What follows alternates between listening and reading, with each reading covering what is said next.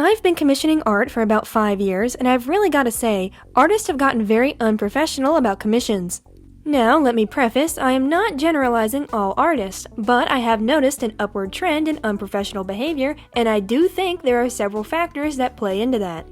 I think one of the biggest reasons why many artists will either ghost you or behave unprofessionally is age. I believe that younger artists have an increasingly bad habit of wanting to do commissions, setting their price floor extremely low, and then getting burnt out because of the burden and expectations commissions bring with them. This burnout leads them to act unprofessionally by going silent, not delivering what was promised originally, etc. Now, again, I am not saying that a majority of young artists act like this, because they don't, but I have noticed more often than not it's a younger audience behaving like this. And honestly, there are very real reasons why. I'd also like to point out I have had older artists take my money and run as well, which honestly made me even angrier because the reasons I'm about to discuss don't necessarily apply to them. So, why do I think younger artists fall into this trend? Well, that question can be answered by taking a broader look at the art community as a whole. Almost everybody in the art community grew up watching other artists, and the influence of successful artists was extremely enticing. Young artists wanted to taste success, and once they saw that they could be selling their art for a profit, the trap was set. They could open up commissions, presumably with extremely cheap pricing to compensate for an underdeveloped style or lack of self-confidence, and begin to advertise their work.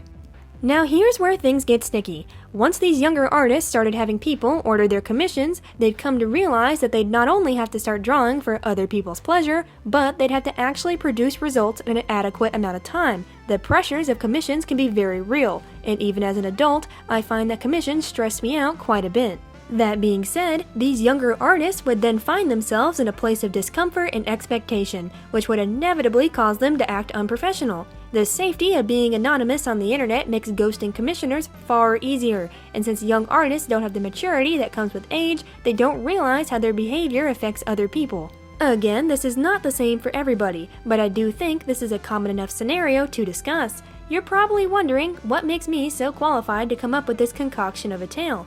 Well, I was one of those kids. Back in the day, I did commissions on Amino, although the currency I was using was Amino coins, not real money. But the same standard applies. The addiction to success becomes very real, and you want to reenact what popular artists do.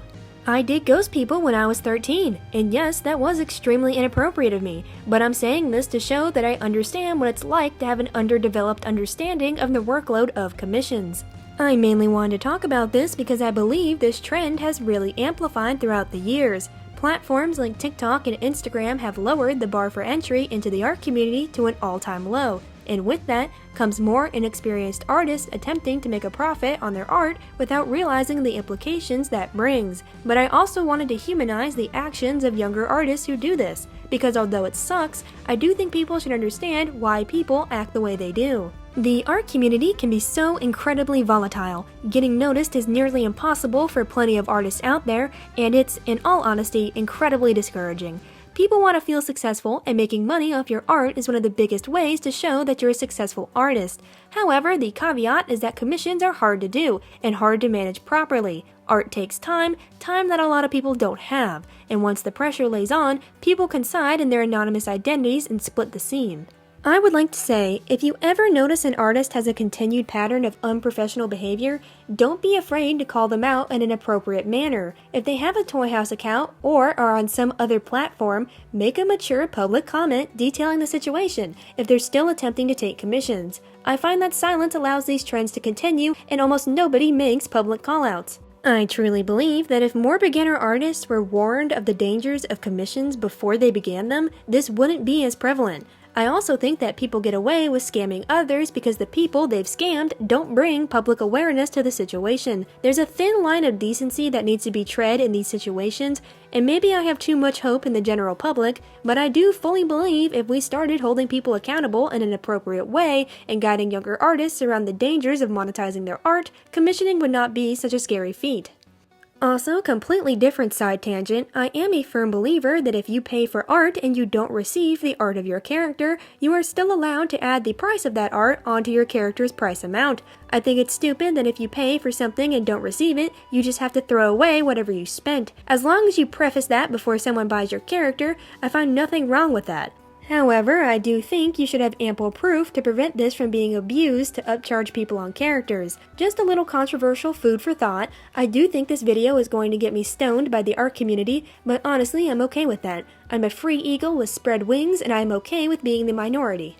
Anyways, thank you for watching my small tangent. If you like listening to me rant, you should subscribe. I definitely plan on doing more hot take videos like these in the future, so be on the lookout for those.